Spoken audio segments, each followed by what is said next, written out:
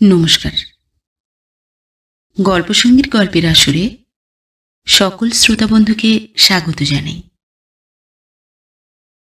গল্পসঙ্গীর আজকের নিবেদন প্রভাত কুমার মুখোপাধ্যায়ের লেখা গল্প নূতন বউ।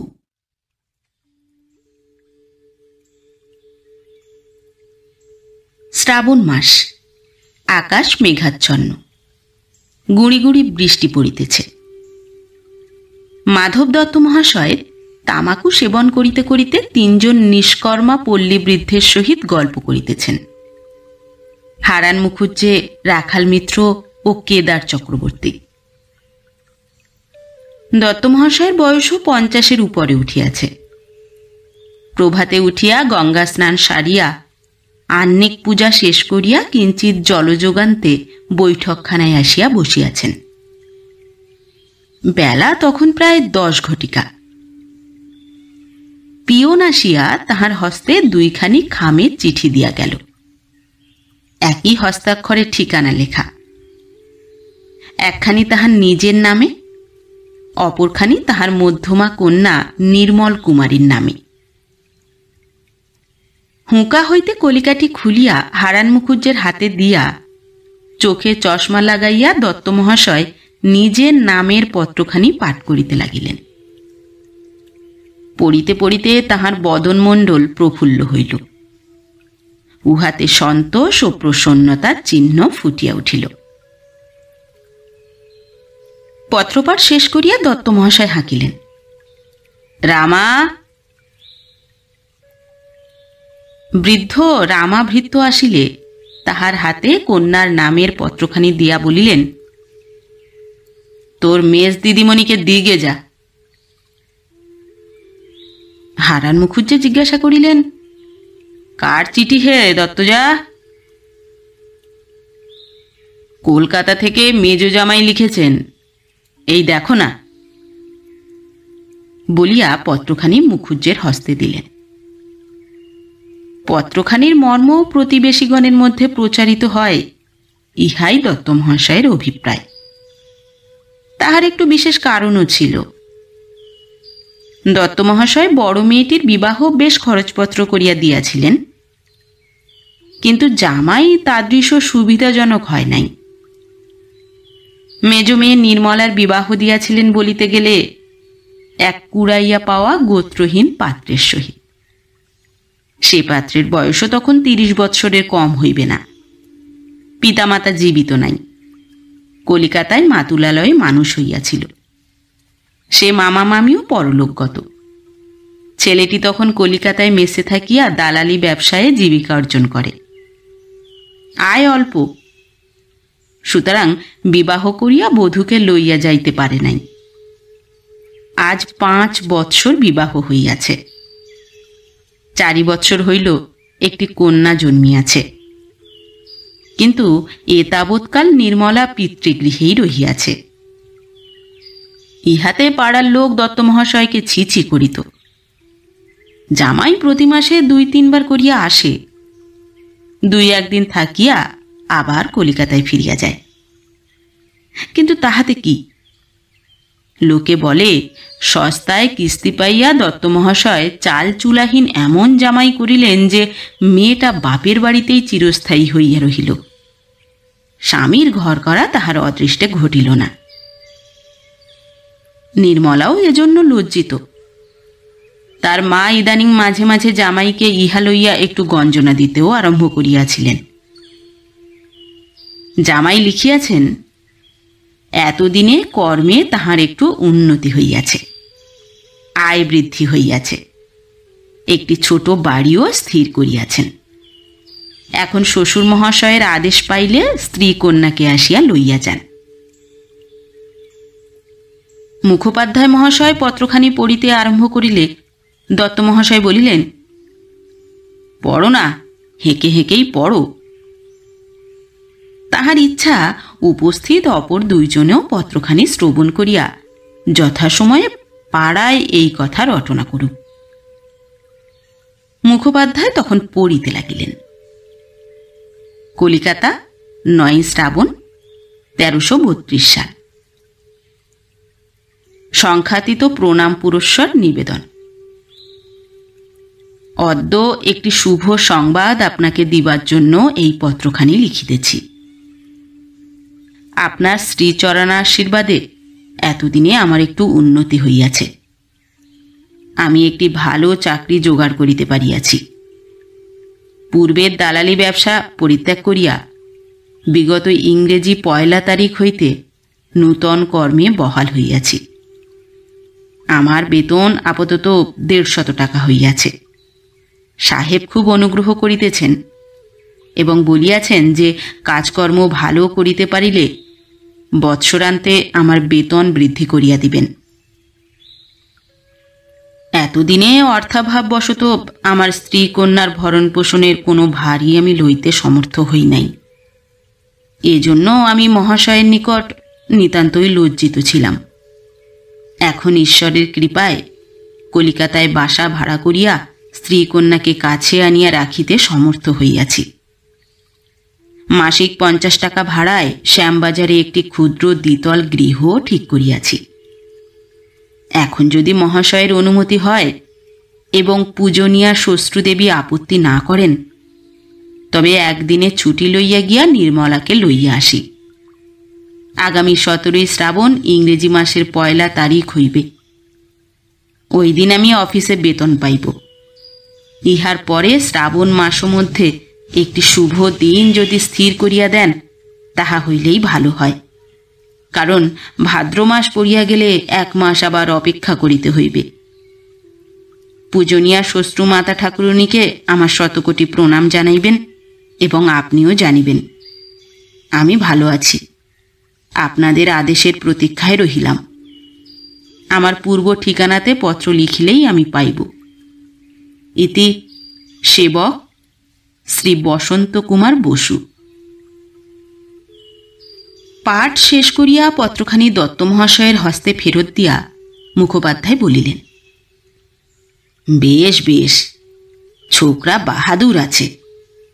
150 টাকা মাইনের চাকরি বাগানো আজকালকার বাজারে কি সোজা কথা? রাখাল মিত্র বলিলেন, ছোকরা বেশ চালাক চতুর, সে তো আমরা বরাবর দেখছি। কেদার চক্রবর্তী বলিলেন, আর বেশ বিনয়ী। চিঠিখানি কেমন বিনয় করে লিখেছে দেখো। আজকালকার ছেলেদের মতো উদ্ধত প্রকৃতি নয়। তারা হলে মনে করত নিজের লিগ্যাল ওয়াইফকে নিয়ে আসবো, তার জন্য অত দয়া ভিক্ষা, অত কাকুতি মিনতি কেন? মুখোপাধ্যায় বলিলেন, বিদ্যা দদাতি বিনয়ং।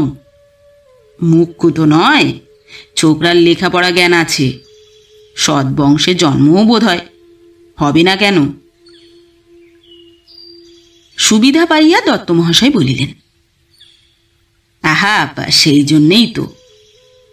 কি ঘটনায় বিবাহ দিয়াছিলাম সবই তো তোমরা জানো। গঙ্গায় সাঁতার কাটতে গিয়ে নির্মলা ডুবে গিয়েছিল। বসন্ত নৌকায় যাচ্ছিল, তাই দেখে নৌকা থেকে লাফিয়ে পড়ে নির্মলাকে জল থেকে তোলে। খবর পেয়ে আমি ছুটে গেলাম, পালকি করে মেয়েকে বাড়ি নিয়ে এলাম। বসন্তকেও সঙ্গে নিয়ে এলাম। 3-4 দিন তাকে বাড়িতে রাখলাম, যেতে দিলাম না। দেখলাম ছেলেটি রূপে গুণে বিদ্যায় বংশে সব বিষয়েই ভালো। কেবলমাত্র দোষ গরিব। বললে দালালি করে, মেসে থাকে, সামান্য আয়, মা বাপ নেই, বাড়িঘর নেই, তাই এতদিন আইবুড়ো আছে। নইলে কুলীন কায়েতের ঘরের 30 বছরের ওরকম ছেলে কি আর অবিবাহিত থাকে? গিন্নিরও ছেলেটিকে বেশ পছন্দ হয়ে গেল। মেয়েও অরক্ষণীয়া হয়ে উঠছিল। আমি বললাম, বেশ তো, ও যখন নির্মলার জীবনদান করেছে তখন নির্মলা ওরই প্রাপ্য। হলেই বা গরিব, চিরদিন কি কারো সমান যায়? আমার মেয়ের ভাগ্যে ধন থাকে, জামাই ধনী হবে। যদি না থাকে, আমি মস্ত জমিদারের ছেলে এনে বিয়ে দিলেও সে ছেলে বাপের বিষয় পেয়ে 2 দিনে বরবাদ করে গরিব হয়ে যেতে পারে। মুখোপাধ্যায় বলিলেন, আসল কথাই তাই, অদৃষ্টই মূল, ও ছাড়া আর পথ নেই, যতই যিনি হাঁকুপাকু করুন না কেন। রাখাল মিত্র বলিলেন, কোন অফিসে চাকরি হয়েছে তা বাবাজি লেখেননি? কোনো গভর্নমেন্ট অফিস বোধ হয়। দত্তমহাশয় বলিলেন, তা কি করে হবে, 35 বছর বয়সে কি কেউ গভর্নমেন্টের চাকরি পায়? কোনো মার্চেন্ট অফিসে হয়ে থাকবে বোধ হয়। যা হোক, বাবাজি এলেই জানতে পারা যাবে। মুখুজ্জে ভায়া, ভালো দিন একটা স্থির করে দাও না, পাঞ্জিখানা নিয়ে আসি। বলিয়া দত্তমহাশয় উঠিয়া অন্তঃপুরে প্রবেশ করিলেন। গৃহিণী কন্যার প্রমুখাৎ সংবাদটা পূর্বেই জানিতে পারিয়াছেন। কর্তা বলিলেন, তাহলে একটা দিন ঠিক করে পাঠাই, কি বলো? মেয়েকে লইয়া যায় না বলিয়া গৃহিণী জামাতাকে কত গঞ্জনা দিয়াছেন সত্য, কিন্তু এখন কন্যার আসন্ন বিরহে তাহার মাতৃহৃদয় কাতর হইয়া উঠিল। বলিলেন, এই পুজো আসছে, 2 মাস পরে পাঠালে হতো না? কর্তা বলিলেন, এখন যাক না, কিছুদিন পরে তখন মেয়ে নিয়ে এলেই হবে, আমার কলঙ্ক ভঞ্জনটা হয়ে যাক। আচ্ছা, যা ভালো বোঝো তাই করো, বলিয়া গৃহিণী পঞ্জিকা বাহির করিয়া দিলেন। মুখোপাধ্যায় মহাশয় 21শে শ্রাবণ শুভ দিন বলিয়া ধার্য করিলেন। দত্ত মহাশয় বিকালে তদনুসারে জামাতাকে পত্র লিখিয়া দিলেন। আজও আকাশ মেঘাচ্ছন্ন, প্রায় সারা দিনই গুঁড়ি গুঁড়ি বৃষ্টি পড়িতেছে। বৈঠকখানায় তক্তপোষের বিছানায় মাধব দত্ত মহাশয় বৈকালিক নিদ্রা উপভোগ করিতেছিলেন। এমন সময় দেওয়ালের ঘড়িতে ঠং ঠং করিয়া 4টা বাজিল। সেই শব্দে দত্ত মহাশয়ের নিদ্রা ভঙ্গ হইল। চক্ষু খুলিয়া জানালা দিয়া চাহিয়া আকাশের অবস্থা দেখিয়া আরও খানিক ঘুমাইবার লোভে তিনি পাশ ফিরিয়া শুইলেন। কিন্তু হঠাৎ মনে পড়িয়া গেল, আজ মধ্যম জামাতা বাবাজি সন্ধ্যার ট্রেনে আসিয়া পৌঁছিবেন, সুতরাং রাত্রি ভোজনের জন্য একটু বিশেষ আয়োজন করা আবশ্যক। সুতরাং তিনি উঠিয়া বসিয়া হাই তুলিয়া 3টি তুড়ি দিয়া হাঁকিলেন, রামা, তামাক দে। রামা ভৃত্য উঠানে বঁটি পাতিয়া খসখস শব্দে গরুর জন্য খড় কাটিতেছিল। উত্তর দিল, আগে যাই কর্তা। এই সময় দত্তমহাশয় 4 বৎসর বয়স্কা দৌহিত্রী কমলা, নির্মলার কন্যা, নাচিতে নাচিতে সেই কক্ষে প্রবেশ করিয়া বলিল, ও দাদু, এখনো ঘুমোচ্ছ? কখন উঠবে তুমি? বেলা যে গেল। দত্তমহাশয় দৌহিত্রীকে নিকটে ডাকিয়া তাহার চিবুকে হাত দিয়া বলিলেন, হ্যাঁ রে, আমি ঘুমোচ্ছি কি উঠেছি তা কি তুই দেখতে পাচ্ছিস নে? কমলা বলিল, তা তো দেখতে পাচ্ছি, কিন্তু দিদিমা যে বললে বৈঠকখানায় গিয়ে তোর দাদুকে বলগে, ও দাদু, এখনো ঘুমোচ্ছ, কখন উঠবে তুমি? তবে দিদিমাকে বলি গে, তুমি উঠেছ। আচ্ছা, বলবি এখন, বস না একটু। আজকে আসবে জানিস? জানি, বাবা। বাবা আসা অবধি তুই জেগে থাকতে পারবি? বালিকা আগ্রহভাবে উত্তর করিল, থাকতেই হবে, বাবা যে আমার জন্য পুতুল নিয়ে আসবে, মাকে লিখেছে, আমি পুতুল দেখব না? রামা হুঁকা হাতে জ্বলন্ত কলিকায় ফুঁ দিতে দিতে প্রবেশ করিল। দত্তমহাশয় হুঁকা লইয়া বলিলেন, ওরে রামা, তুই একবার চট করে গঙ্গার ঘাটে যা দেখি। আজ সারাদিন ইলশে গুঁড়ি বৃষ্টি হচ্ছে, আজ খুব ইলিশ মাছ উঠবে।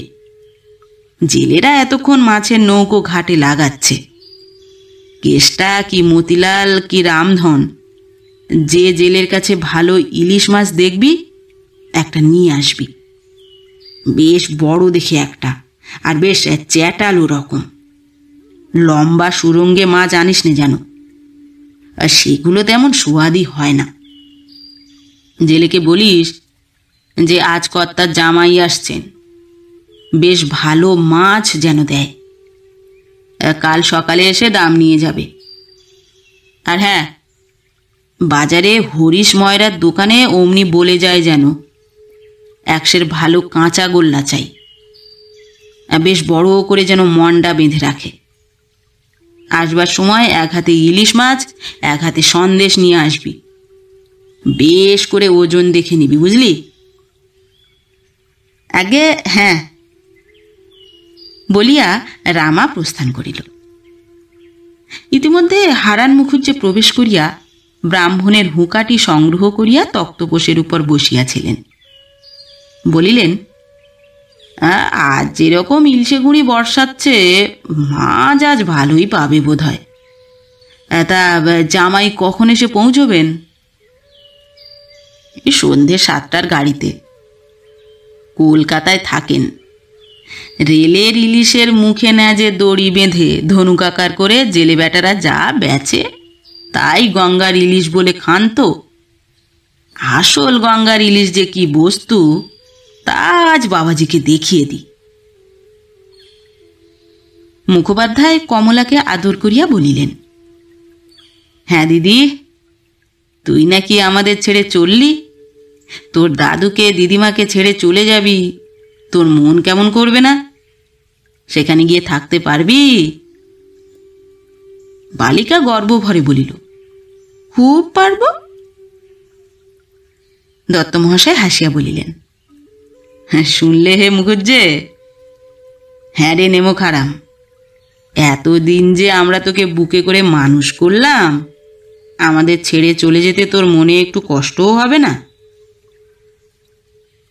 বালিকা বুঝিল কথাটা ভুলক্রমে সে বেফাঁস বলিয়া ফেলিয়াছে। বড় লজ্জা হইল। মাতামহের দিকে ফিরিয়া তাহার বুকের পাকা চুল টানিতে টানিতে বলিল, মনে কষ্ট হবে না?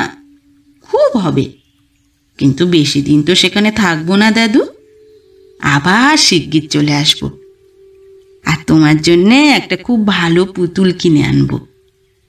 কলকাতায় অনেক পুতুল পাওয়া যায়, হাজার হাজার, লক্ষ লক্ষ, 200, 300। মুখোপাধ্যায় হাসিয়া কমলার গাল টিপিয়া বলিলেন, তাই নাকি? কলকাতায় আর কি পাওয়া যায় রে? কমলা উত্তর করিল, উফ, অনেক জিনিস।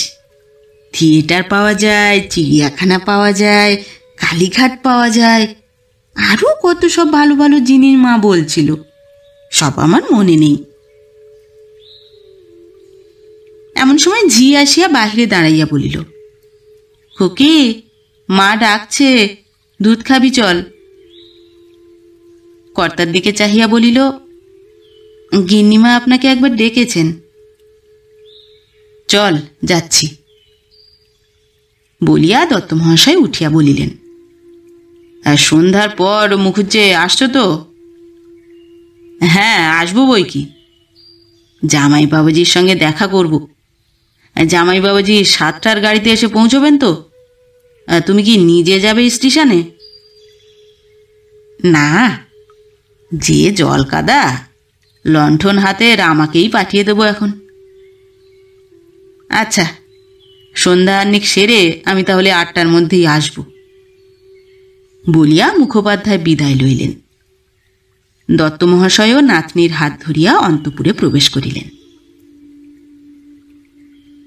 রাত্রি 8টার পর মুখোপাধ্যায় লাঠি ও লণ্ঠন হস্তে দত্তভবনে আসিয়া দেখিলেন বৈঠকখানা শূন্য। শুনিলেন জামাইবাবু আসিয়াছেন, এখন জলযোগ করিতেছেন।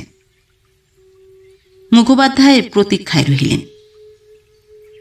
কিয়ৎক্ষণ পরে স্বজামাতা দত্ত মহাশয় প্রবেশ করিলেন। কি বাবা বসন্ত, ভালো আছো তো? বলিয়া মুখোপাধ্যায় সসম্ভ্রমে উঠিয়া দাঁড়াইলেন। আগে হ্যাঁ, ভালো আছি কাকা বলিয়া জামাতা মুখোপাধ্যায়কে প্রণাম করিলেন। সকলে বসিলে মুখোপাধ্যায় বলিলেন, তোমার ভালো চাকরি হয়েছে। তোমার শ্বশুরের কাছে শুনে বড়ই সুখী হলাম বাবাজি। সে দালালি ফালালি ছেড়ে দিয়েছ, ভালোই করেছ। তোমরা শিক্ষিত লোক, ওই সব উচ্চবৃত্তি কি তোমাদের পোষায়? তা কোন অফিসে চাকরি হলো? আগে ইংলিশম্যান অফিসে। কিসের কারবার তাদের? ইংলিশম্যান খবরের কাগজ, সাহেবদের কাগজ, খুব প্রতিপত্তি, বড় কাগজ। বড় বড় ইংরেজ কর্মচারীরা, জজ, ম্যাজিস্ট্রেট, কমিশনার সাহেবরা পর্যন্ত বেনামিতে তাতে প্রবন্ধ লেখেন। মুখোপাধ্যায় বলিলেন, বটে, মস্ত কাগজ তাহলে। অনেক সব বাঙালি সেখানে চাকরি করে বোধ হয়। বিস্তর। কত মাইনে সব? তার কি ঠিক আছে? 30, 40, 50, 100, 200, যার যেমন পদ। মুখোপাধ্যায় বলিলেন, বটে, তোমার পদটি তো তাহলে বড় পদই বলতে হবে। তুমি যদি আমার একটু উপকার করো বাবা। কি বলুন?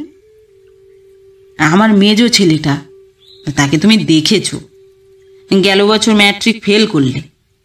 কত করে বললাম, ওরে আর 1 বছর পর, তা সে কিছুতেই শুনলে না।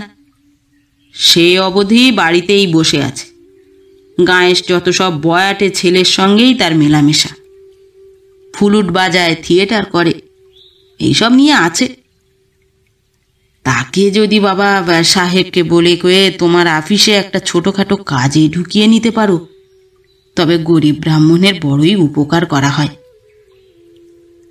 বলিয়া মুখোপাধ্যায় জামাতার হাত দুটি ধরিলেন। বসন্ত বিব্রত হইয়া বলিল, আচ্ছা আচ্ছা কাকা, অত করে আমায় বলতে হবে কেন? এখন তো আমাদের অফিসে কোনো কাজ খালি নেই। একটা খালি টালি হলেই আমি চেষ্টা করব বই কি। মুখোপাধ্যায় হাত ছাড়িয়া বলিলেন, তাই করো বাবা। দেখো, আর তোমার শ্বশুরের সঙ্গে ছেলেবেলা থেকে আমার বন্ধুত্ব। একসঙ্গে পাঠশালায় গিয়েছি। সেই সময় থেকে দুজনে আমরা হরিহর আত্মা বললেই হয়। তোমার উপর তোমার শ্বশুরের যদি কোনো দাবি থাকে, তবে আমারও সেই দাবি আছে যেন। বসন্ত বলিল, আগে সে তো ঠিক।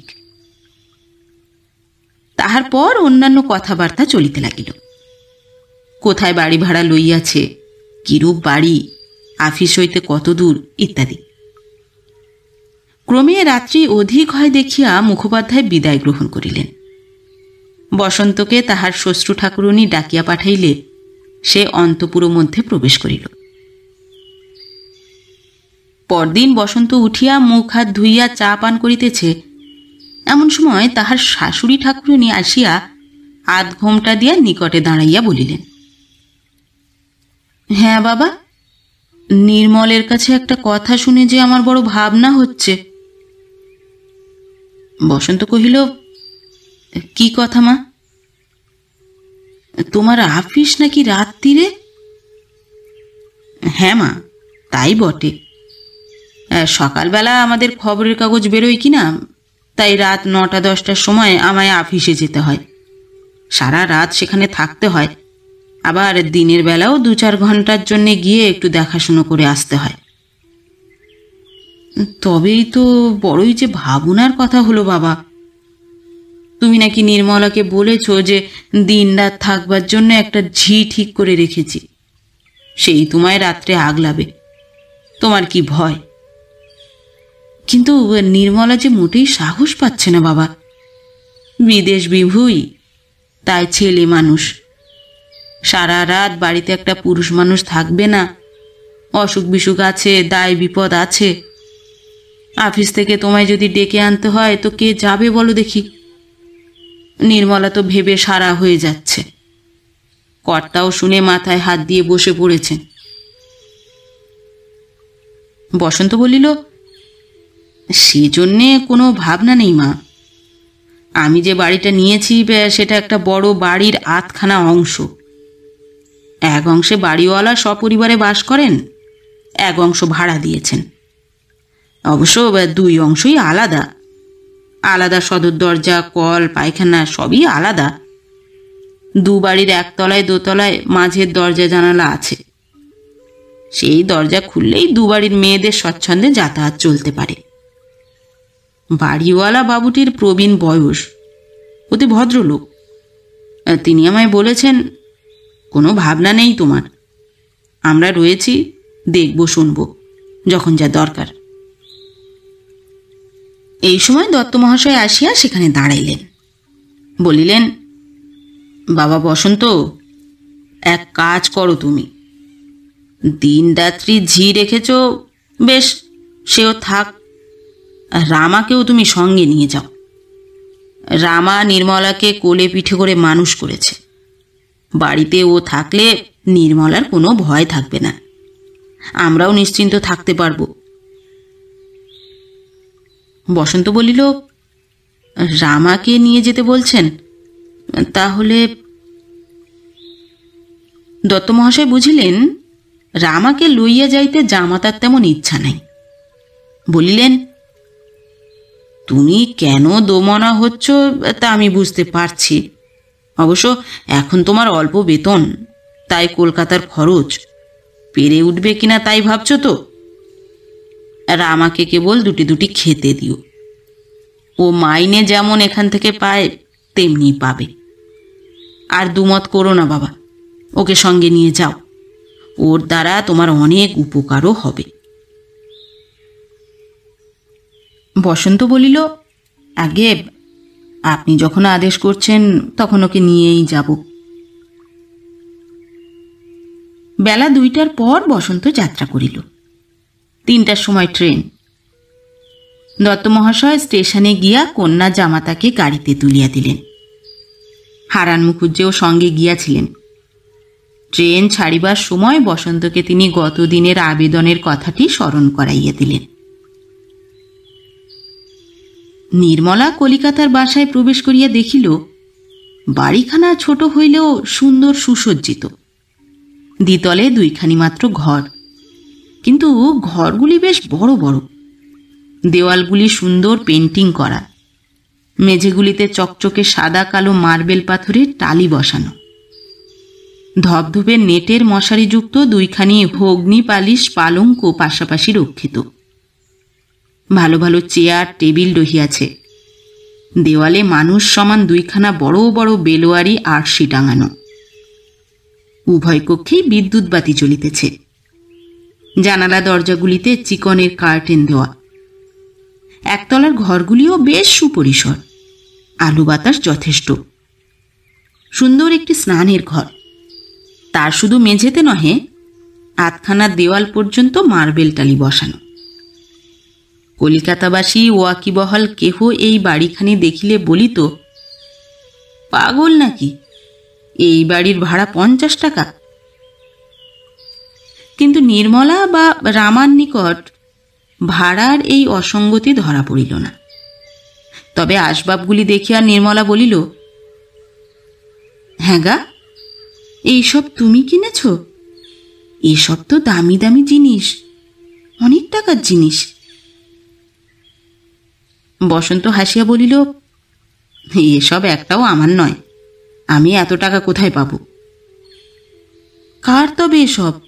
বাড়িওয়ালার? না, আমাদের আফিসের বড় সাহেব সেদিন বিলেত গেলেন কিনা, 1 বছরের ছুটি নিয়েছেন তিনি।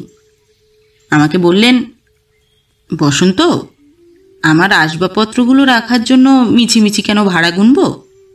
তার চেয়ে কতক সাহেব রাখুক, কতক তুমি রাখো, আমি এসে আবার নেব। বেশ যত্ন করে রেখো, যেন নষ্ট না হয়। আমি দেখলাম আমার কিছু কিছু আসবাবপত্র কিনতেই হবে। একসঙ্গে সব পারবো না, মাসে মাসে 2-1টা করে কিনতে হবে। আপাতত এগুলোতে কাজ চালাই, তারপর সাহেব এলে তখন নিজের কেনা যাবে। সাহেবের বাড়ি থেকে এইগুলো নিয়ে আসতে মুটে ভাড়াই গেল 17 টাকা। অবশ্য সাহেবই দিলেন। সরলা বালিকা গালে হাত দিয়া বলিল, ও বাবা, মুটে ভাড়া 17 টাকা? আর এইসব বিদ্যুৎ পাখাগুলো? এগুলো সব বড় সাহেবের জিনিস। সে রাত্রি বসন্ত বাড়িতেই রহিল। বলিল, দুদিনের ছুটি নিয়েছিলাম কিনা, কাল খাওয়া দাওয়ার পর দিনের বেলা একবার বেরুতে হবে, তারপর আবার রাত্রে যেতে হবে।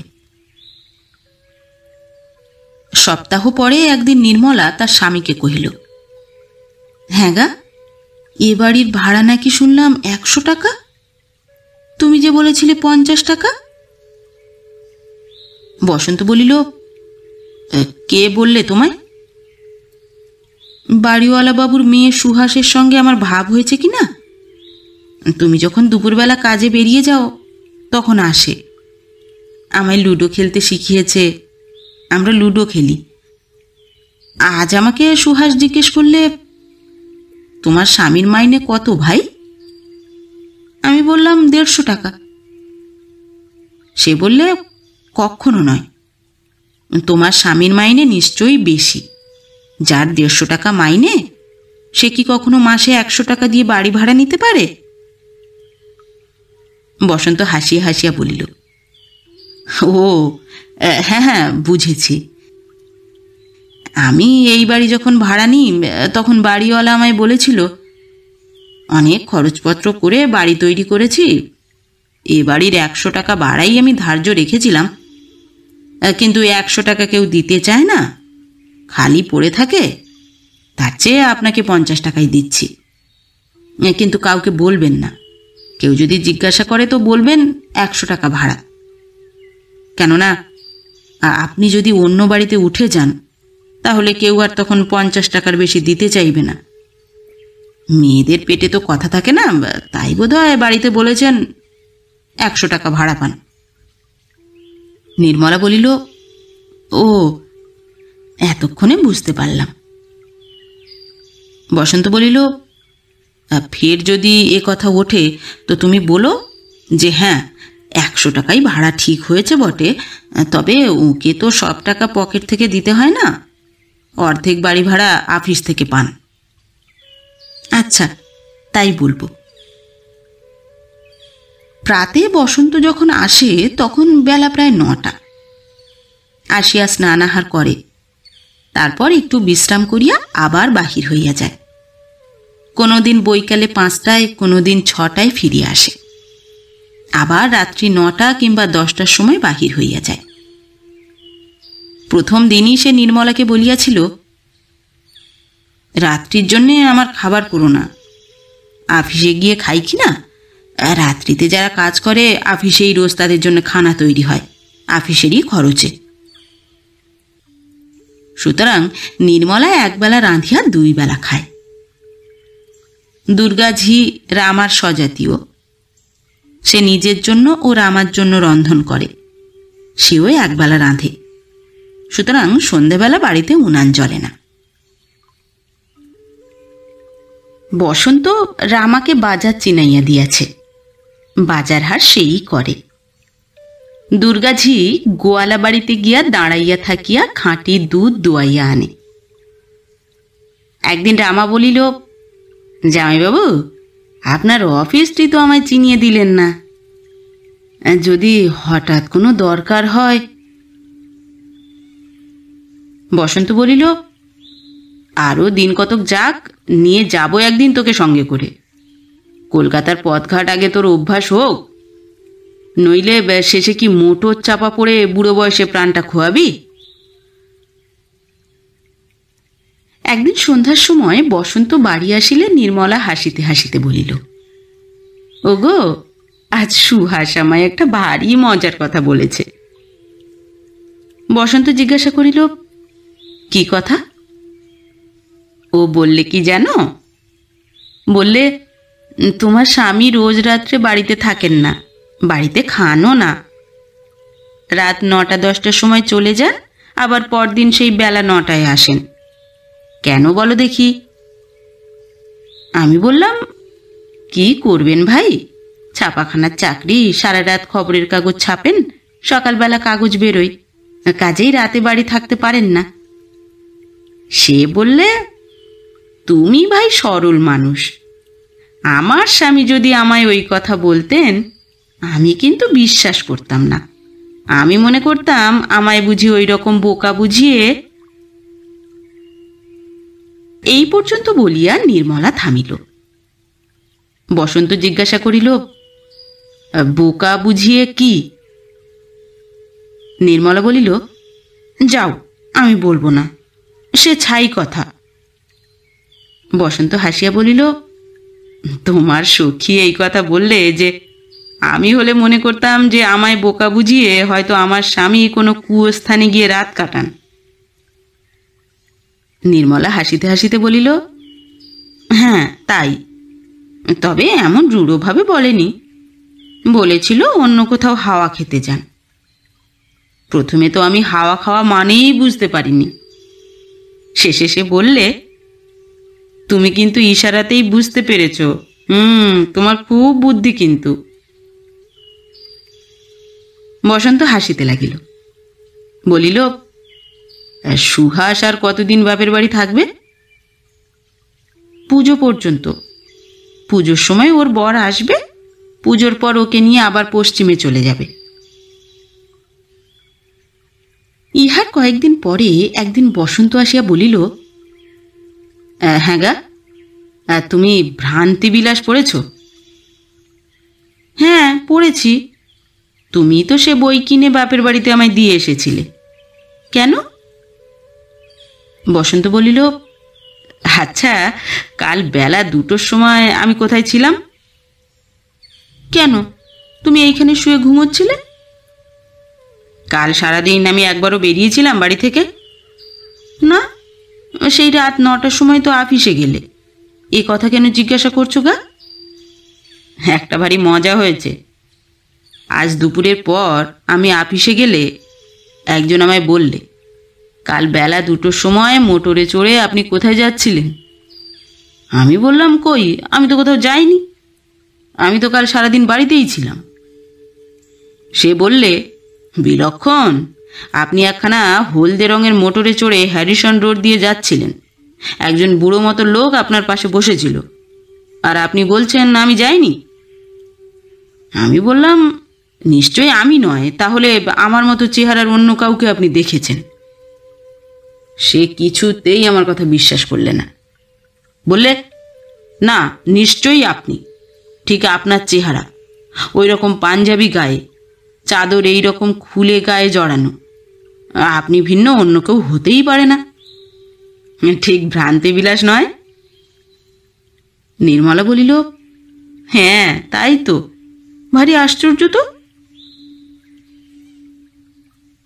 কয়েকদিন পরে নির্মলা একদিন সন্ধ্যাবেলা স্বামীকে বলিল, হ্যাঁ গা, তুমি অফিস থেকে অন্য কোথাও গিয়েছিলে কি?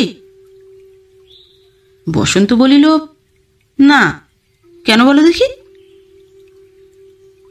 সুহাসের মুখে শুনলাম আজ তার বাবা দেখেছেন একখানা হলদে মোটরে চড়ে তুমি হাওড়া স্টেশনের দিকে যাচ্ছ।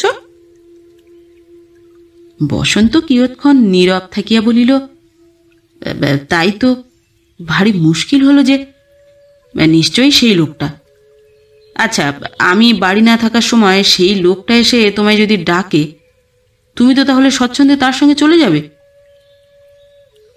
নির্মলা শিহরিয়া উঠিয়া বলিল, রক্ষে করো। বসন্ত বলিল, কেন, মন্দ কি?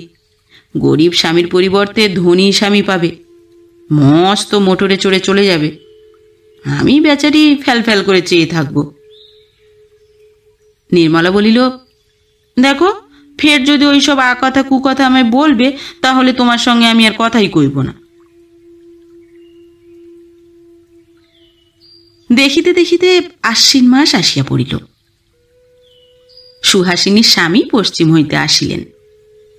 তিনি বসন্তের সমবয়সী, দুইজনে আলাপ পরিচয় হইল। সপ্তমী পূজার দিন বেলা 5টার সময় বসন্ত আসিল। আজ আমি এখনই বেরুচ্ছি, অফিসে কাজ বেশি পড়েছে। আজ আর সন্ধেবেলা আমি আসতে পারবো না, কাল একেবারে বেলা 9টার সময় আসব। নির্মলা বলিল, ভালো চাকরি হয়েছে বাপু। হ্যাঁ, পুজোর 3 দিনও ছুটি নেই।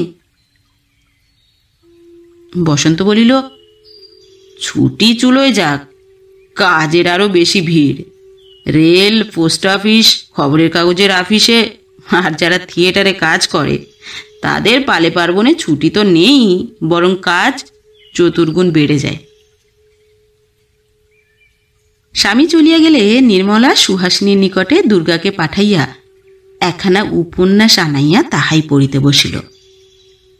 অন্যদিন সন্ধ্যাবেলা সে গা ধোয়, বস্ত্র পরিবর্তন করে। আজ আর সেসব কিছু করার তার চার হইল না।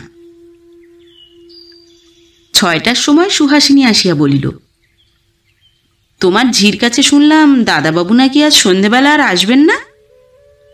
হ্যাঁ, সে তো সেই 5টার সময় বেরিয়ে গেছে। এক কাজ করবে ভাই? কি? আমরা থিয়েটারে যাচ্ছি। আমার আর মার জন্যে উনি একটা বক্স নিয়েছিলেন। মা প্রথমে যাবেন বলেছিলেন, এখন আর যেতে চাচ্ছেন না।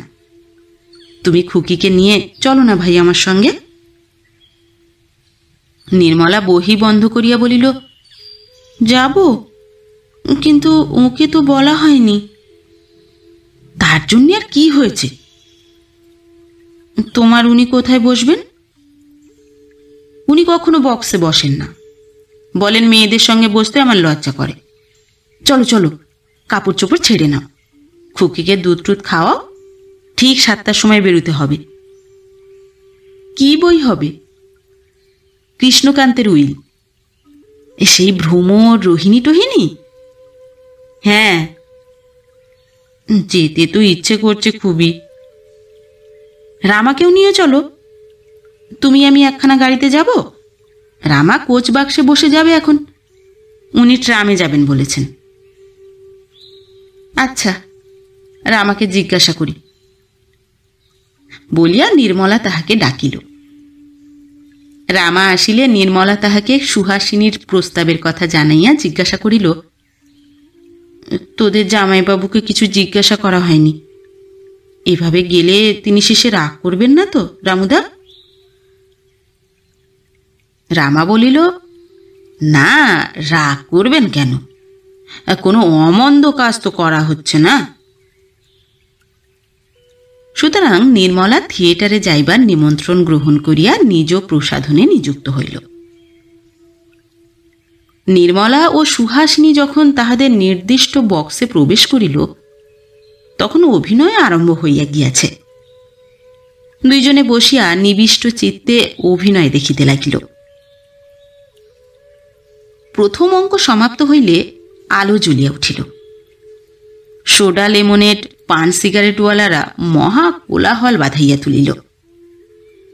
নির্মলা ও সুহাসিনী অন্যান্য বক্সের অধিকারিণী মহিলাগণের বসনভূষণের পারিপাট্য দেখিতে লাগিল। কোনো কোনো বক্সে মহিলাগণের সঙ্গে 2-1টি পুরুষও বসিয়া আছে। তারপর তাহারা নিম্নে দৃষ্টিপাত করিল। সুহাসিনী হঠাৎ বলিয়া উঠিল, হ্যাঁ ভাই, ওই খুকির বাবা নয়? নির্মলা বলিল, কোথায়? ওই যে একেবারে সামনের সিটে, গদিহাটা বেঞ্চির মাঝখানে। নির্মলা সেই লোকটির পানে নিরীক্ষণ করিয়া বলিল, হ্যাঁ, তিনিই তো। তা এখানে তিনি কি করে এলেন? বলে গেলেন যে সন্ধ্যে থেকেই আপিসে খুব কাজ। সুহাস বলিল, তা কিছু আশ্চর্য নয়। খবরের কাগজওয়ালাদের আবার থিয়েটারের অভিনয়ের সমালোচনা লিখতে হয় কি না? নইলে তারা বিজ্ঞাপন দেবে কেন? ওর অফিস থেকে আর কাউকে না পেয়ে আজ ওকেই পাঠিয়েছে বোধহয়। নির্মলা যেন সান্ত্বনা পাইয়া বলিল, তা হতে পারে বটে। খুকি এই সময় বায়না ধরিল, মা, আমি বাবার কাছে যাব। এখান থেকে আমি ভালো দেখতে পাচ্ছি না, আমি বাবার কাছে বসবো। নির্মলা বলিল, কি করে যাবি? কোথা দিয়ে কোথা যেতে হয় তা কি তুই জানিস? শেষে হারিয়ে যাস যদি? উনি যদি আমাদের দেখতে পায় তাহলে নিশ্চয়ই এখানে আসবেন, তখন তুই সঙ্গে যাস। চোখাচোখি হইবার আশায় নির্মলা এক দৃষ্টে সেই দিকে তাকাইয়া রহিল, কিন্তু উদ্দিষ্ট ব্যক্তি উপরে চাহিল না। ক্রমে কনসার্ট থামিল, আলো নিভিল, দ্বিতীয় অঙ্ক আরম্ভ হইয়া গেল। দ্বিতীয় অঙ্ক শেষে আলো জ্বলিলে দেখা গেল নিম্নের সে আসন শূন্য, সেখানে কেহই নাই। ক্ষণকাল পরে নির্মলা দেখিল তাহার সম্মুখে বিপরীত দিকের বক্সে তার স্বামী প্রবেশ করিয়া দুইটি মহিলার সহিত কথা কহিতেছেন।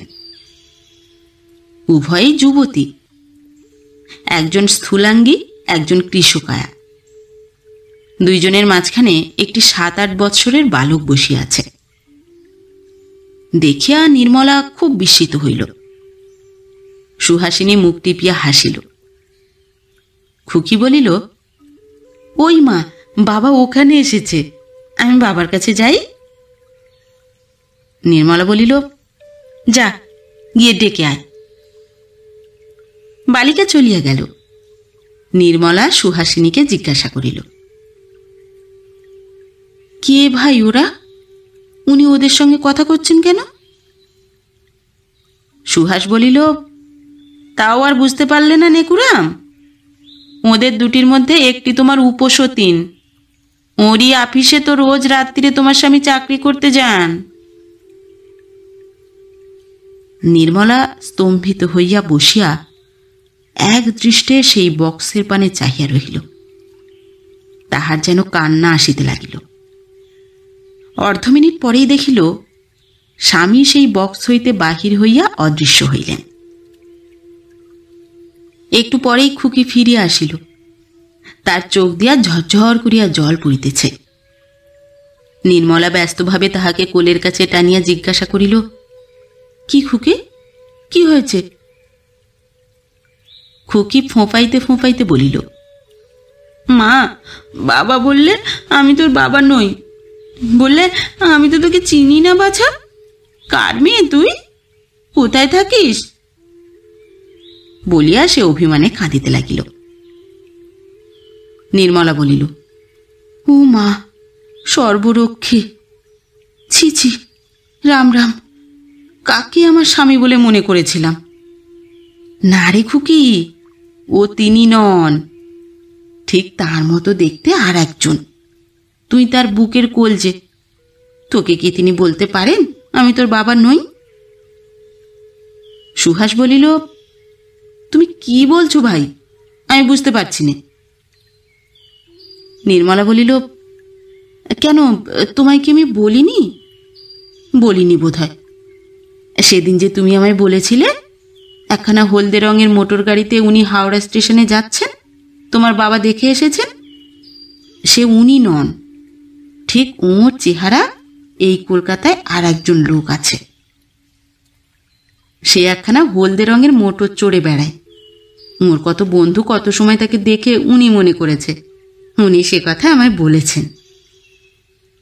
সুহাস বলিল, বলো কি, খুব আশ্চর্য তো।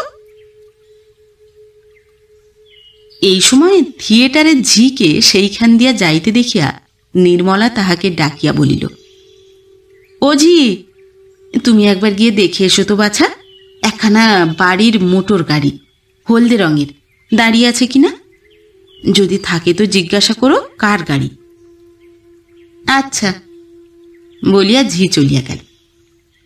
কিছুক্ষণ পরে আসিয়া বলিল, হলদে রঙের মোটর দাঁড়িয়ে আছে, বললে ভবানীপুরের হেমন্তবাবুর গাড়ি।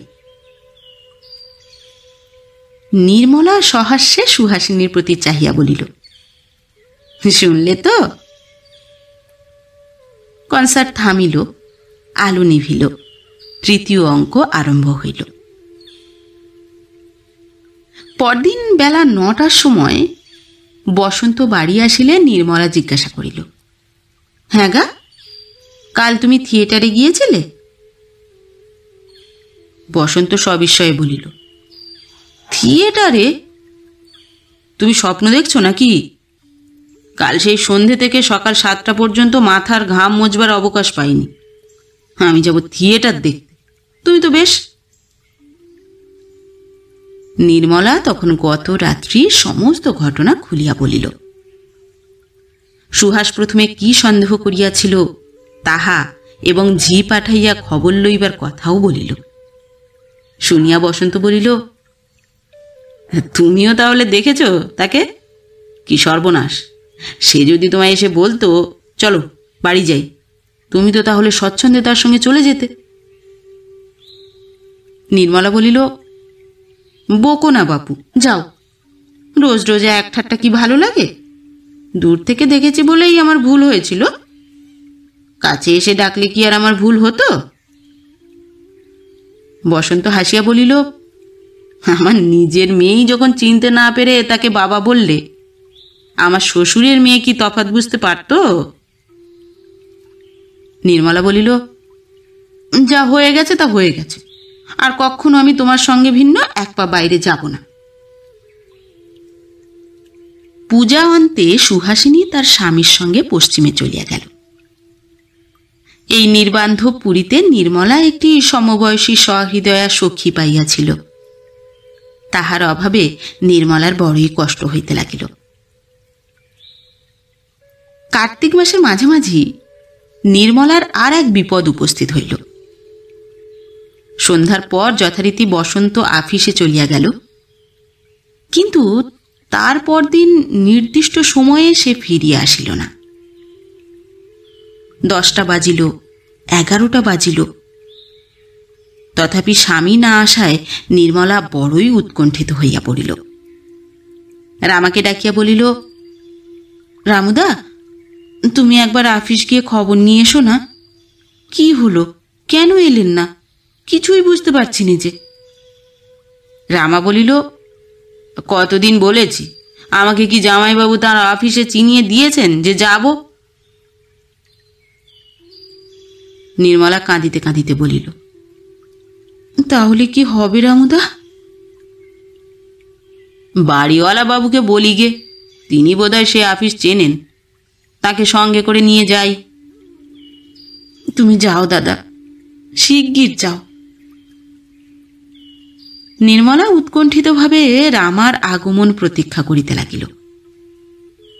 হঠাৎ মাঝের দরজা খুলিয়া বাড়িওয়ালা বাবুর স্ত্রী আসিয়া প্রবেশ করিয়া বলিলেন, হ্যাঁ বাছা, রামু বলছে আজ ছেলে নাকি বাড়ি আসেননি। হ্যাঁ মা, আমি বড় ভাবনায় পড়েছি, কি হবে মা? ভয় কি, হয়তো কোনো কাজে আটকে পড়েছেন। তিনি বললেন মেয়েকে জিজ্ঞাসা করে এসো জামাই কোন অফিসে চাকরি করেন, তাহলে উনি এখনই গিয়ে খোঁজ নিয়ে আসবেন। নির্মলা সরোদনে বলিল, খবরের কাগজের অফিসে কাজ করেন। তা তো হলো, কিন্তু কোন খবরের কাগজের অফিসে? ইংরেজি খবরের কাগজ। কিন্তু সে কাগজের নাম কি? ইংরেজি খবরের কাগজ তো অমন কত বেরোয় কলকাতায়। তা জানি নে মা, ইংরেজি খবরের কাগজ তাই জানি। আচ্ছা, কর্তাকে জিজ্ঞাসা করি, দাঁড়াও। বলিয়া তিনি চলিয়া গেলেন। 5 মিনিট পরে ফিরিয়া আসিয়া বলিলেন, উনি ট্যাক্সি নিয়ে বেরিয়ে গেলেন, বললেন সমস্ত প্রধান প্রধান ইংরেজি খবরের কাগজের অফিসেই আমি যাব, গিয়ে খোঁজ করব। নির্মলা তখনও আহার করে নাই জানিয়া তিনি তাহাকে খাওয়াইবার জন্য পীড়াপিড়ি করিতে লাগিলেন। নির্মলা বলিল, না মা, তার খবর না পেলে আমি কিছুতেই খেতে পারবো না, আমার গলা দিয়ে অন্ন জল গলবে কেন? অবশেষে অনেক কষ্টে তিনি নির্মলাকে 1 গ্লাস শরবত পান করাইয়া গৃহে গেলেন। বেলা 1:30টার সময় বাড়িওয়ালা বাবু ফিরিয়া আসিলেন।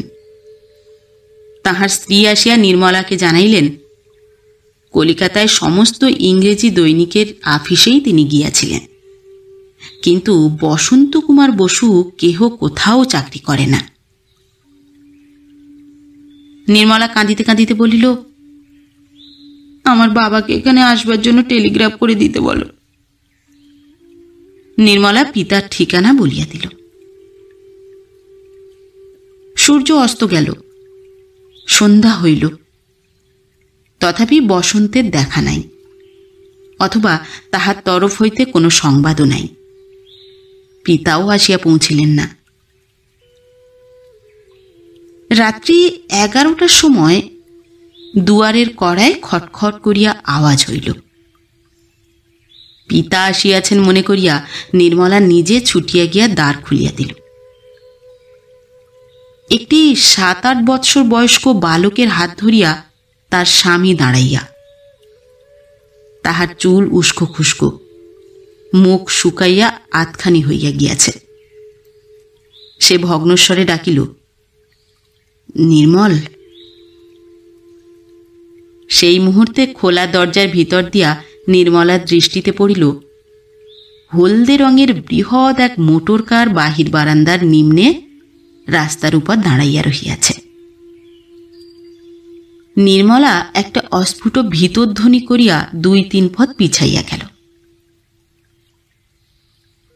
ভয় নেই নির্মলা, তোমারই স্বামী আমি, অন্য কেউ নই। এইমাত্র নিমতলার ঘাট থেকে ফিরছি। সেদিন থিয়েটারে বক্সে যে রোগা স্ত্রীলোকটিকে দেখেছিলে, সে সত্যিই তোমার সতীন, উপসতীন নয়। আমার প্রথমা স্ত্রী। তাকে পুড়িয়ে এলাম। এই ছেলেটিকেও সেদিন তুমি বক্সে দেখেছিলে। এই নাও, আজ থেকে খোকা তোমারই ছেলে হলো। বালক এই কথায় হাউমাউ করিয়া কাঁদিতে লাগিল। মুহূর্তে নির্মলা সমস্তই বুঝিতে পারিল। সে ছুটিয়া গিয়া খোকাকে কোলে তুলিয়া লইল। স্বামীর হাতখানি ধরিয়া বলিল, ভিতরে এসো। বসন্ত অথবা হেমন্ত, কারণ হেমন্তই এই দুর্ভাগ্যের আসল নাম। বলিল, দাঁড়াও, গাড়িটার ব্যবস্থা করে আসি। বলিয়া সে বাহির হইয়া বলিল, বিনোদ, গাড়ি নিয়ে আবার নিমতলায় যাও। ওদের সব বাড়ি পৌঁছে দিয়ে গাড়ি সেখানেই রেখো। আজ রাত্রে আমি আর খোকা এইখানেই রইলাম। কাল বেলা 9টার সময় গাড়ি নিয়ে আসবে। নির্মলা রান্নাঘরে গিয়া তাড়াতাড়ি লেবু দিয়া চিনির শরবত প্রস্তুত করিয়া স্বামীকে ও খোকাকে পান করাইয়া বলিল, হ্যাঁ গা, 2টি ভাত চড়িয়ে দি, ভাতে ভাত। হেমন্ত বলিল, আমি তো কিছুই খেতে পারবো না। খোকাও বোধ হয় ভাত হতে হতে ঘুমিয়ে পড়বে। দুধ টুধ থাকে তো ওকে একটু দাও। আজ সারাদিন বোধ হয় তোমার খাওয়া হয়নি। না হওয়ারই মধ্যে। কদিন থেকেই খোকার মা অসুখে পড়েছিলেন। কাল রাত 10টার সময় ভবানীপুরের বাড়ি গিয়ে দেখলাম তার অবস্থা অত্যন্ত খারাপ। জীবনের আশা ডাক্তারেরা ছেড়েই দিয়েছে। সেই তখন থেকে আজ বেলা 3টে অবধি জমে মানুষে যুদ্ধ। 3টের সময় সব শেষ হয়ে গেল। জোগাড় যন্ত্র করে বেরুতে বেরুতে সন্ধে হলো। আমি না আসাতে তুমি কত ভাবছ তা মাঝে মাঝে মনে পড়েছে বটে, কিন্তু কাউকে দিয়ে একটা খবর যে পাঠাবো তোমাকে তা পেরে উঠলাম না। তোমার খাওয়া দাওয়া হয়েছে? নির্মলা বলিল, দুপুরবেলা শরবত খেয়েছি। হেমন্ত একটি দীর্ঘ নিঃশ্বাস ফেলিয়া বলিল, তা আগেই জানি। আচ্ছা, দাও 2টো ভাত চড়িয়ে, দুজনেই খাবো এখন। খুকি কোথা? সে উপরে ঘুমোচ্ছে। তুমি উপরে চলো। আচ্ছা, তাই চলো। দ্বিতলে গিয়া নির্মলা খোকাকে কোলে করিয়া সোফার উপর বসিয়া তাহাকে দুধ ও সন্দেশ খাওয়াইতে লাগিল। হেমন্ত খাটের উপর বসিয়া ঘুমন্ত খুকিকে কোলে তুলিয়া লইয়া তাহার মুখে চুমো খাইতে খাইতে বলিতে লাগিল, মা, আমায় বাবা বললে যে আমি তোর বাবা নই, এই বলে বাছা আমার সেদিন কেঁদেছিল। আমি তোর বাবা নই বলতে আমার বুকটা ফেটে গিয়েছিল রে, তা কি তুই জানিস?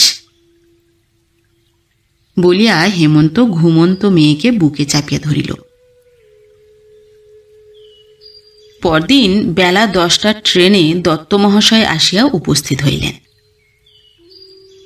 সমস্ত ব্যাপার শুনিয়া তিনি কিছুক্ষণ স্তম্ভিত হইয়া বসিয়া রহিলেন। প্রথমটা জামাতার উপর মনে মনে তাহার খুব রাগ হইল,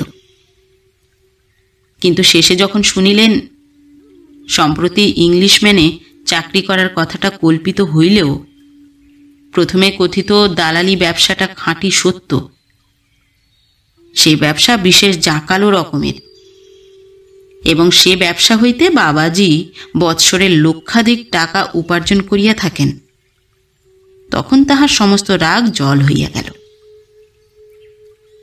পরদিন দত্ত মহাশয় জামাতাকে জিজ্ঞাসা করিলেন, আচ্ছা বাবাজি, প্রথম যখন তোমার সঙ্গে আমার দেখা তখন তুমি পরিচয়টি গোপন করেছিলে কেন? হেমন্ত বলিল, আগে না, নির্মলাকে বাড়ি নিয়ে যাওয়ার জন্যে গঙ্গার ঘাটে আপনি যখন পালকি এনেছিলেন, আপনি আমার নাম জিজ্ঞাসা করলেন। আমি তখন আমার প্রকৃত নামই বলেছিলাম, হেমন্ত কুমার বসু। বাড়ি নিয়ে গিয়ে আপনি আমায় বসন্ত বসন্ত বলে ডাকতে লাগলেন। আমি প্রতিবাদ করিনি, কারণ তা করার কোনো দরকার মনে করিনি। গরিব সেজেছিলে কেন? আগে কুলীন কায়েতের ছেলে, 30 বছর বয়স হয়েছে, গরিব না সাজলে ততদিন পর্যন্ত আইবুড়ো থাকার কৈফিয়ত কি দিই? আর প্রকৃত কথা জানলে আপনি কি আর সতীনের উপর মেয়ে দিতেন? নির্মলা এক দীর্ঘ পত্রে সুহাসিনীকে সমস্ত ব্যাপার জানাইল। শেষে লিখিল, তুমি যাহা অনুমান করিয়াছিলে তাহাই সত্য হইয়া দাঁড়াইল। উনি রাত্রে চাকরি করিতে যাইতেন না, আমাকে বোকা বুঝাইয়া হাওয়া খাইতেই যাইতেন বটে। তবে সৌভাগ্যের বিষয় যে উহা বিশুদ্ধ বায়ু, দূষিত হাওয়া নহে। পরলোকগতা পত্নীর শ্রাদ্ধক্রিয়া শেষ না হওয়া পর্যন্ত নির্মলাকে হেমন্ত এই বাড়িতেই রাখিল। তাহার পর একটা ভালো দিন দেখিয়া হেমন্তের জননী তাহার নূতন বউকে আনাইয়া বরণ করিয়া ঘরে তুলিলেন।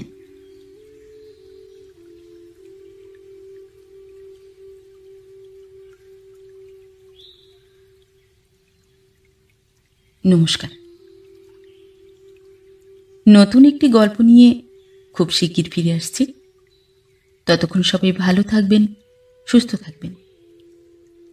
গল্প পাঠ কেমন লাগলো অবশ্যই কমেন্ট করে জানাবেন, এবং ভিন্ন ভিন্ন স্বাদের অডিও স্টোরি শোনার জন্য অবশ্যই চ্যানেলটি সাবস্ক্রাইব করবেন। ধন্যবাদ।